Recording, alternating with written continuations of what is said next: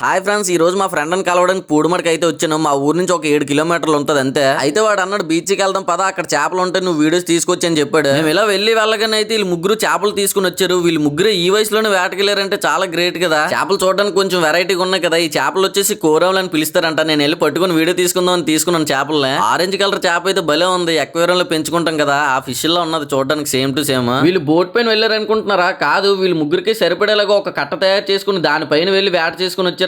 ఇంకా 3 చేపలు అమ్మడం స్టార్ట్ చేశారు. అవి వచ్చేసి 700 చెప్పారు. అక్కడికైతే ఒక మామ వచ్చింది కొనడానికి. ఫస్ట్ చాలా సేపు చూసి ఆలోచించింది కొందామా వద్దని. తర్వాత ఏమో దాంట్లో చూసి చెక్ చేసింది అనమాట చేపలు ఫ్రెష్ గా కాదని. 3 అయితే చాలా ఫ్రెష్ గా ఉన్నాయి. ఇంకా బేరం ఆడడం స్టార్ట్ చేసింది. నేనేమో 500కు 400కు అడుగుతుంది అనుకున్నాను. అంత రేట్ చెప్పారు కదా అని 200కి ఇమ్మని అడుగుతుంది. వాళ్ళేమో 300 ఇమ్మన్నారు. ఇదేట్రా ఇంత తక్కువ అడుగుతున్నారు నేను అనుకున్నాను. ఆ మామ 200 ఇస్తుంటే మధ్యలో ఉన్నాడు ఒప్పుకునేవాడు కాదు. పక్క నుండి ఫ్రెండ్స్ ఫోర్స్ చేశారు తీసుకుందామని. లాస్ట్ కి 200గా చేపలు ఇచ్చారు. మీకు ఇష్టమైన చేప రేటు కింద కామెంట్ చేయండి ఫ్రెండ్స్.